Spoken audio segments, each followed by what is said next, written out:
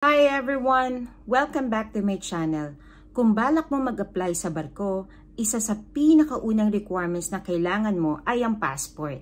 Kaya sa video na ito, ituturo ko sa inyo step by step kung paano kumuha ng Philippine passport, lalo na para sa mga seafarers. Bakit ba importante ang passport?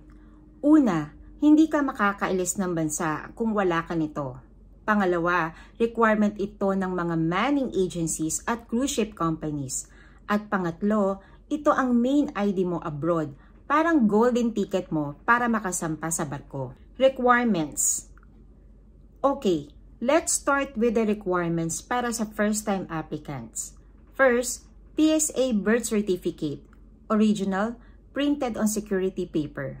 Second, valid government ID, like UMID, SSS, driver's license, postal ID, or PRC ID.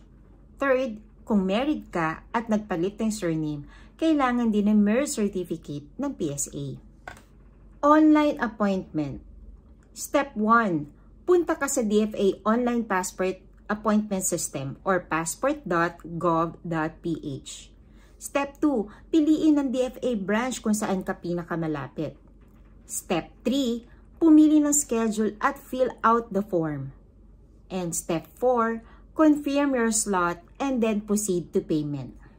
Payment, magkano ba? 950 pesos for regular processing, 12 to 15 working days. And 1,200 pesos for express processing, 6 to 7 working days. Usually, kung nagmamadali ka kasi may tawag na sa agency, better go for express. Appointment. On the day of your appointment, dali ng confirm appointment printout, requirements at resibo ng payment.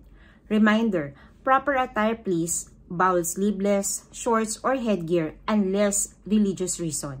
Sa DFA, kukunan ka ng picture, biometrics at signature. Make sure tama lahat ng spelling ng name mo kasi ito yung gagamitin mo for all seafarer documents. Releasing a passport. After processing, bibigyan ka ng claims tab. Pwede ka bumalik para i-pick up on release date or ipa-deliver via LBC. Madali lang. So that's it. Madali lang pala kumuha ng passport basta kompleto ang requirements at nakabook ng appointment online. Tandaan, passport ang unang step sa pag-abot ng seafarer dreams mo, kaya huwag ka nang mag-procrastinate. Apply ka na.